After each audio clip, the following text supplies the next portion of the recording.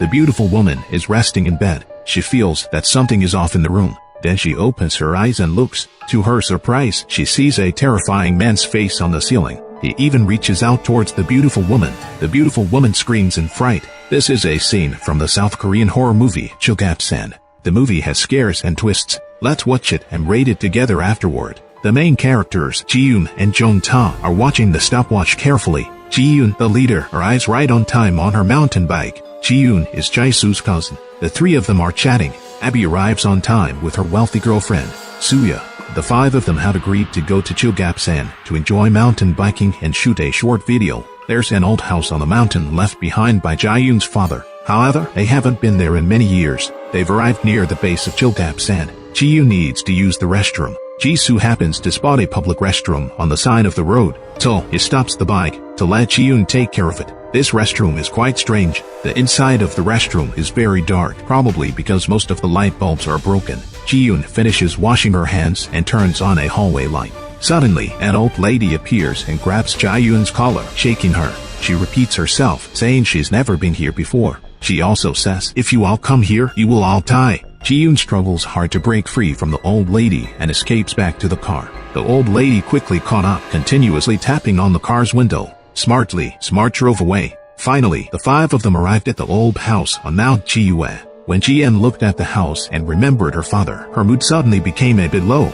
Subsequently, Smart and Jong-ten went to plan the mountain biking route. They found many stones by a stream, some of which were stacked neatly, arousing Jong-ten's curiosity. He was there, taking photos incessantly and offering prayers. By this time, it had become completely dark. Suddenly, there was a red light above the old house. Ji-en walked out at some point, unbeknownst to others. The compass in Smartang kept spinning. A vision occurred. Those stones began to rotate. Jong-ten closed his eyes in prayer, completely unaware of what was happening outside. Meanwhile, Abby was engrossed in playing a mobile game. Xiuyu was taking a shower. Suddenly, the sound of those stones falling awakened Jong-ten. Jong-ten hurried back to the old house. He called Smart on the way back to the front of the old house. Smart saw Ji-en standing there, looking silly at the sky, and went up to her. It was only then that Ji-en woke up. She was surprised at how she had ended up outside. The other four were equally astonished. Everyone was tired and went to sleep. It was midnight. Smart was woken up by a noise. He followed the sound to the kitchen. They discovered that the food they brought had been taken out of the fridge and it was scattered all over the place. With the windows open, it was evident that someone had come in through the window. Then, the others came over to observe as well. They all started speculating about who could have done it. However, strange things were still happening. The next day, five of them spent a whole day mountain biking. When they took a break halfway, Jong-ten took out his camera to shoot a video. To his surprise, he witnessed an astonishing scene. There was a ghostly hand clinging to a tree trunk. But Abby and Shoya were in the house, kissing. They thought Jong-ten was secretly filming them, so they rushed out and confiscated the camera's memory card without saying a word. No matter how Jong-ten tried to explain to them, it was all in vain. In the evening, they all gathered to have a barbecue and drink beer. Suddenly, Shoya felt her neck was very itchy. Ji-shui walked over to take a look. It seemed like Shoya had been bitten by some insect on her neck, but her wound was quite large. Ji-shui instructed Shoya not to scratch it with her hand, as doing so would make the infection area around her wound grow larger. In the middle of the night, Ji-en was abruptly awakened from deep sleep. She felt like someone had entered, and she didn't dare to look up. Finally, Ji-en couldn't hold it any longer. Tears streaming down her face, she sat her down. The ghost's face was too terrifying. Ji-en screamed in fear. Ji-shui rushed over. After Ji-en calmed down, she told Ji-shui that the scream earlier wasn't hers. Shortly after, Ji-en mentioned that she was going to sleep. Ji-shui had no choice but to leave. In the middle of the night, a red light appeared in the sky, accompanied by a piercing, low-frequency sound. This commotion woke everyone up, and they all rushed out to see what was happening. Ji-en slowly floated in her room, and just like that, she disappeared along with the red light. Ji-shui hurriedly went after her, but the door wouldn't open no matter what. Just then, there was a sudden sound of shattering glass from the window. It turned out a wild animal had been flung in and was stuck on the glass window. Its condition was gruesome. Abby quickly closed the curtains. At this point, the door could be opened. Ji-shui went outside, searching all around, but finding no trace of Ji-en. Shoya was shivering inside the house. She told Abby that she wanted to leave now. Everyone agreed that they should leave in the morning. It was too dark, and it was even more dangerous. Shoya angrily returned to her room. When Abby returned to her room, he realized Shoya was gone. Soon, they heard the sound of a car engine outside. It turned out Xiuya had driven away, completely disregarding the others. Xiuya was also speeding down the road, feeling that the wound on her neck was getting itchier. Xiuya saw a figure up ahead and hastily turned the steering wheel. She suddenly crashed into a nearby tree trunk. Xiuya got out of the car feeling dizzy. She saw a rope between two trees. The rope had several bottles hanging from it. The bottles were still swaying, making eerie noises. Xiuya was determined to find out what was happening. As she approached, she was shocked to discover that it was Jian, but her eyes had turned completely black. This sight frightened Xiuya, and she closed her eyes. After a while, Xiuya opened her eyes and looked, and Jian had disappeared again. Suddenly, Jian appeared again from behind her, causing Xiuya to fall to the ground in fear. Finally, the other three found Xiuya trembling with fear in the woods. Together, they returned to the house. By this time, it was getting light outside. Jishuai decided to ride the bike down the mountain himself. He wanted to find a place with a signal to make a rescue call. Jishuai rode quite a distance, but still had no signal. Meanwhile, John Tan's memory card had fallen under the sofa. He and Abby moved the sofa and discovered the entrance to the basement. The two entered, and the place had been sealed for a long time, but it still held the complete records from that era. This was Jian's father's secret research laboratory, and Jian's father had been a researcher for a secret military unit in the 1980s. They were studying why a large number of people had their bodies severed in Jikusen. This also involved unnatural events. The earliest supernatural events date back to a night in 1976, when red lights appeared over the sky of Seoul for 10 minutes. The military also fired anti-aircraft artillery.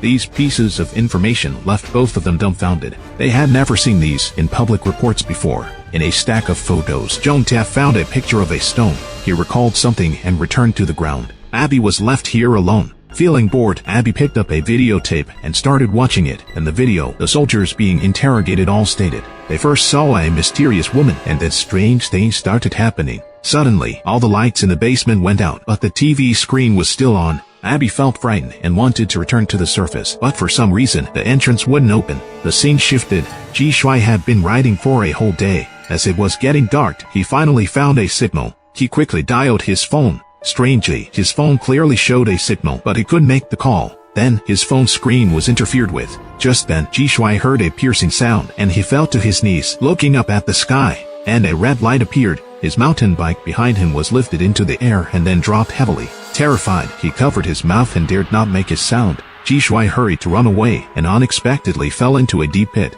On the other side, Jongtae returned to his room. He took out a stone he had collected, and there were words on it. He compared the stone with the photo.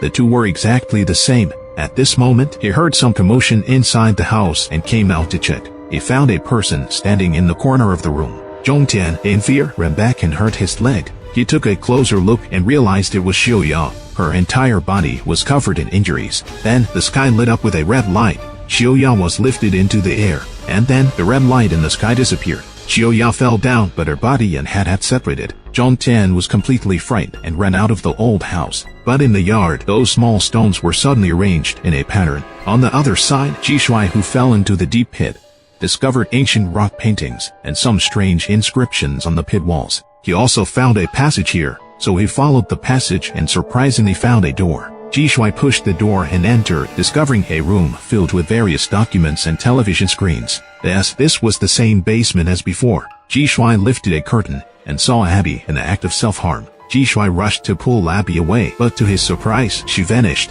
Jishuai looked around but couldn't find Abby. Suddenly, Abby reappeared and the two of them began to fight. Tragically, Abby was accidentally killed by Jishuai. The scene shifted. Jongtae ran to the pile of stones by the stream, trying to find answers. At that moment, the red light reappeared. Jishuai appeared beside Jongtae, and then the red light disappeared. Jishuai had been instantly transported here. They both found the situation incredibly eerie. Next to them was the car that had collided with a tree. They helped each other into the car, planning to rest for a while. Suddenly, Jishuai saw Jian under a tree. Jishuai got out of the car and ran over to embrace Jian. Jian urged them to quickly remove themselves from her mind. She felt like she was going to die. Just then, the car started on its own and came rushing towards the two of them.